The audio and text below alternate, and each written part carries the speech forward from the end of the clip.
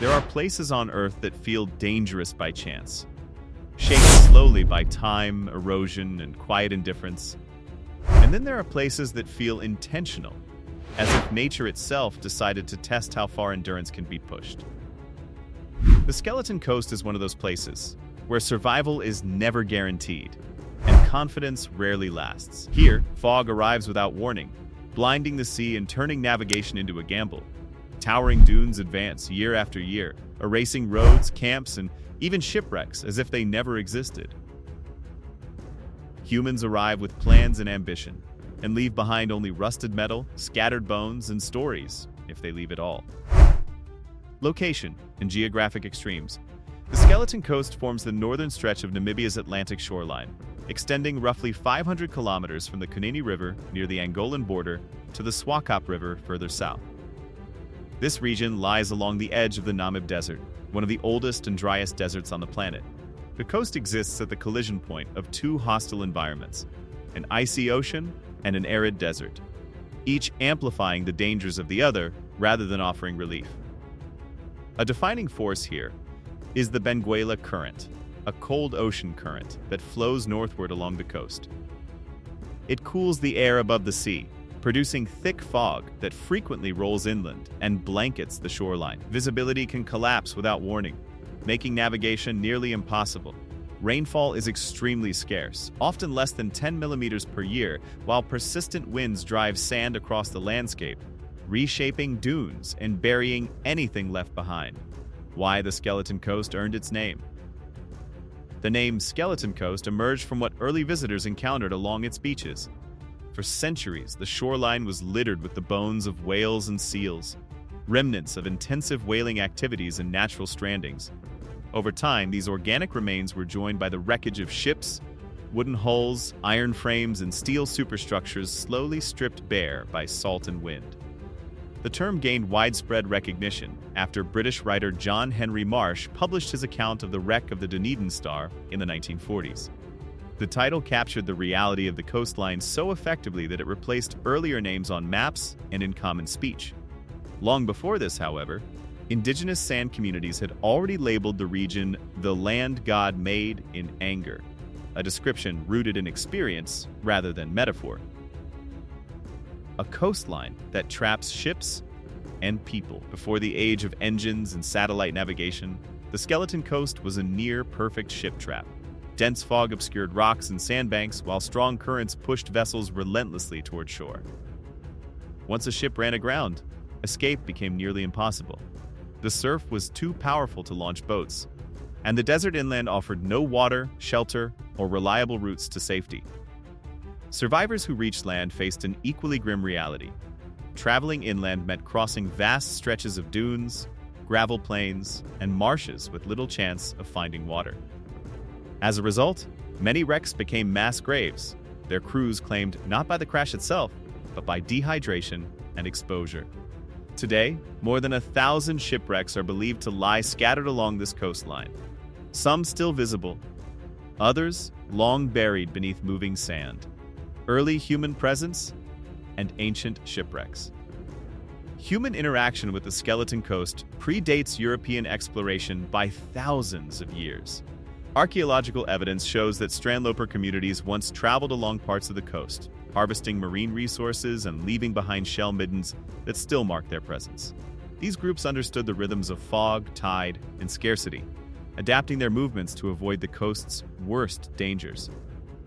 One of the oldest known shipwrecks in the region is the Bom Jesus, a Portuguese vessel that ran aground in the early 16th century.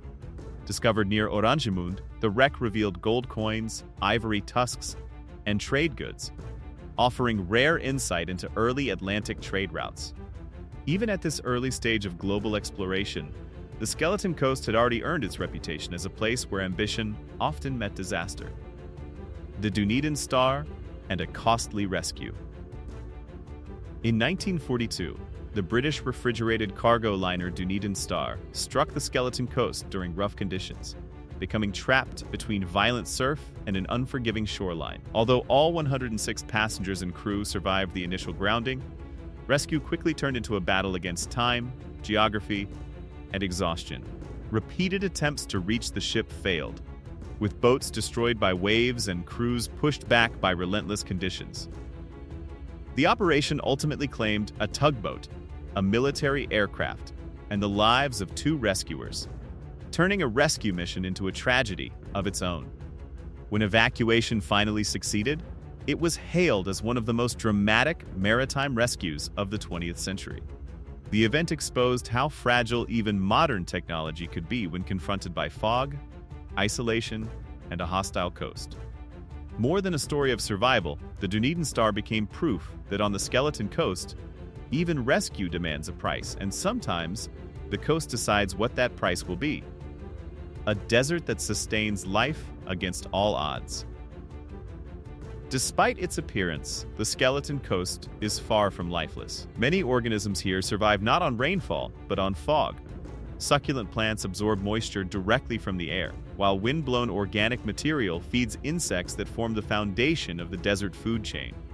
These invertebrates, in turn, support reptiles, birds, and small mammals adapted to extreme aridity. Large colonies of brown fur seals gather along certain sections of the coast, particularly in the north. Inland, dry riverbeds and plains support desert-adapted elephants, black rhinoceros, lions, giraffes, hyenas, and antelope. These animals obtain water by digging wells in sandy riverbeds and consuming moisture-rich plants, demonstrating remarkable behavioral and physiological adaptation. Conservation and protected status. To preserve this unique ecosystem, Namibia established Skeleton Coast National Park, protecting approximately 16,000 square kilometers of coastline and adjacent desert. The park stretches from the Ugab River to the Kunene River and includes vast wilderness zones where human access is strictly limited. This isolation has become a crucial tool for conservation rather than an obstacle.